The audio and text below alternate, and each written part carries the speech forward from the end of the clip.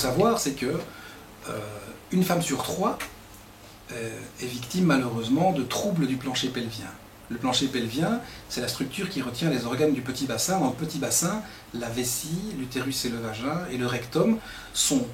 serrés les uns contre les autres, et donc les problèmes, les pathologies qui vont concerner les uns ont souvent des répercussions sur les autres compartiments. Et donc l'approche qu'on a ici au CHU Saint-Pierre, dans la clinique de périnéologie, c'est d'intégrer complètement les différentes spécialités qui concernent les pathologies du plancher pelvien. Ma chef qui a créé cette unité en avait assez de passer sa vie au téléphone pour discuter avec tel et tel spécialiste pour essayer de comprendre pourquoi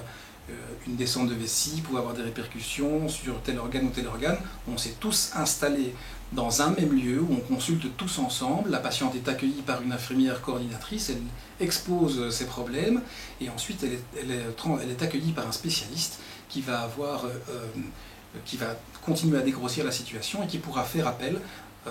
directement à son confrère urologue ou gynécologue quand c'est nécessaire, ou au proctologue quand c'est nécessaire, et tous ensemble on peut discuter avec la patiente, échanger et lui proposer en un temps réduit une consultation d'experts au terme de laquelle elle aura des réponses thérapeutiques, et cela en un temps très réduit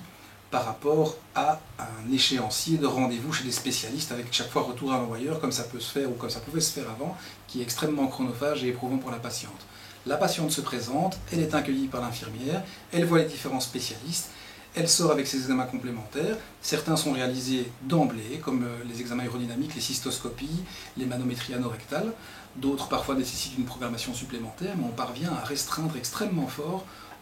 la durée et l'attente avant une réponse thérapeutique, et les patientes sont enchantées de ça.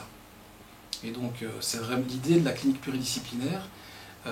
multidisciplinaire, c'est vraiment de travailler tous les spécialistes concernés, main dans la main, et d'échanger en direct les informations médicales les plus importantes pour que la patiente ait des réponses